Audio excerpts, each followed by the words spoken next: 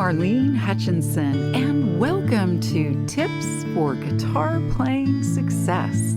As many of you know, I've been sharing my guitar playing tips every Thursday for more than 10 years. It's been my way to hopefully help you stay motivated, be inspired, and continue expanding your guitar playing journey. If you're interested in more learning resources like my guitar courses, Lesson of the Month Club, coaching, Thursday Tips blog, and more, go to my website, marlenesmusic.com. And for anyone who's listening and feeling like you're missing out on all the guitar playing fun, you can easily get started with my super simple Learn to Play Guitar in a Day course. Now, on to today's tip.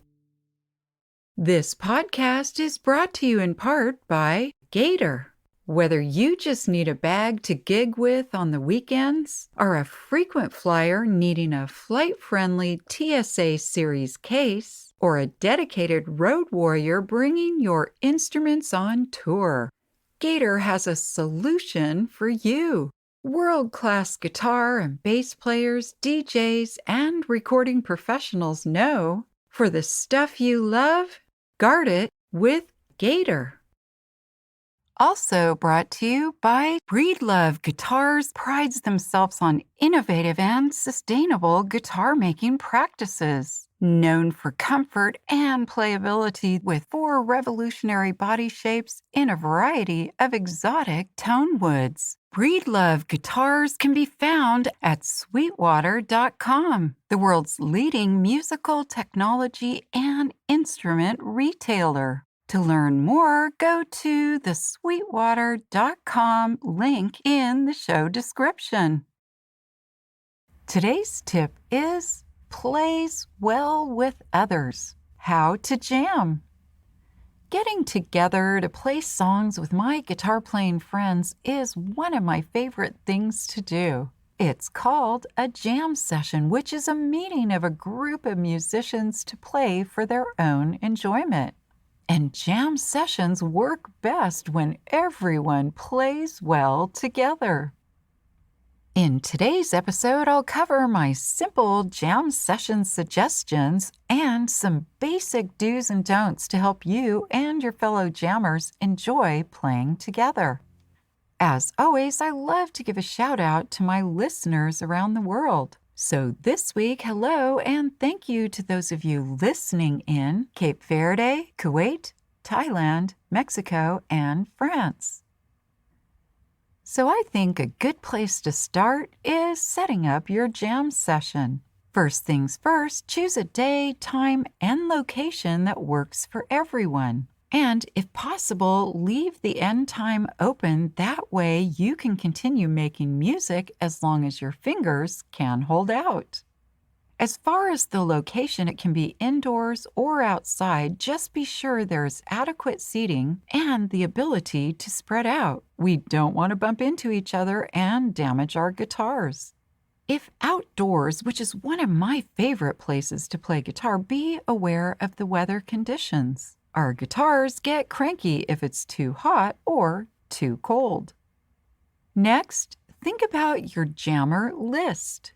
I suggest you start out with a small group of 3 to 5 players so you can see how it goes, and I would suggest inviting all levels of guitarists. We're all at different points in our guitar journey, and we can learn from each other. Now, I have to tell you, you may have to strong-arm beginner players because they'll probably feel intimidated, but assure them that they will be able to play along and they'll learn a lot. Plus, once they experience their first jam, you probably won't be able to keep them away.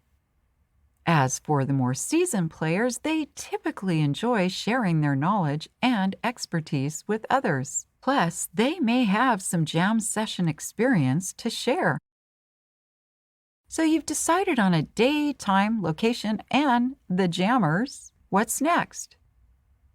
Next, you'll want to choose a format. You can make it totally free-form, but in my experience, it helps, especially with your first jam session, to be a little prepared. As an example, I get together with some friends on a regular basis, and we've developed a pretty good flow.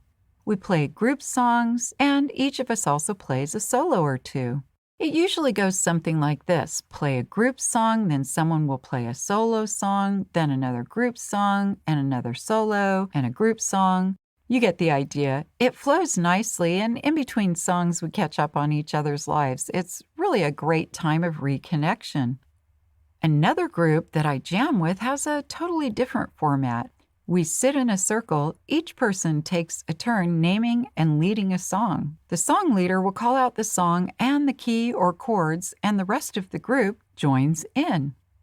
There's no music provided, so when playing with this group, if you don't know the song or how to play it, you just look around the circle for someone who does know how to play it and copy what they're doing. It can be challenging, but it's a great opportunity to think outside of the box. There are many ways to format a session, and the group can decide once you get going. Perhaps start simple, like asking each person to have a couple of songs in mind before they arrive, and to bring copies of their music to share with the group. It's usually more fun if everyone is on the same page, literally. Each group is different, so roll with the creativity of the group to design and personalize your own jam session format. Hey, do you know someone who would like to play guitar? It's never been easier with my Learn to Play Guitar in a Day course. And if you or someone you know already plays guitar and wants to learn more, then my unlimited lessons, classes, and courses, and my coaching sessions could be just the right thing. The links are in the show notes on your podcast app, or you can find them on my website, marlenesmusic.com.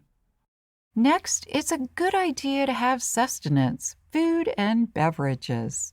Asking everyone to bring something lends itself to the spirit of the get-together, but of course you can provide for all if you wish. That brings us to the jam session setup. Have the jam session in an area set up before your jammers arrive. Use chairs without arms, and if possible, have guitar stands next to the chairs. If you don't have a lot of guitar stands, ask each person to bring their own. Music stands can be helpful too.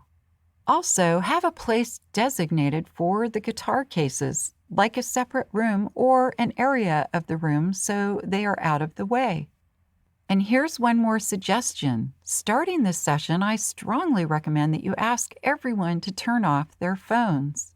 It can be annoying to be playing or listening to a solo and someone's phone is ringing or they're taking calls during the session.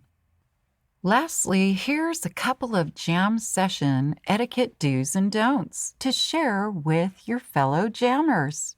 Do be a good, attentive, and kind listener when someone is soloing, the same way you'd like them to be when you're playing.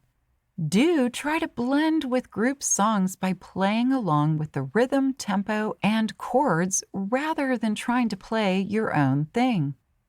You should be feeling the vibe of everyone and be in sync with the group. And the don'ts. Don't talk when others are playing their solos. Don't tell someone how they can play a song better or give criticism unless they ask for feedback. Jamming with friends is a great way to experience your shared passion, guitar. And in the words of Bob Marley's song Jammin', we're jammin'. I hope you like jammin' too.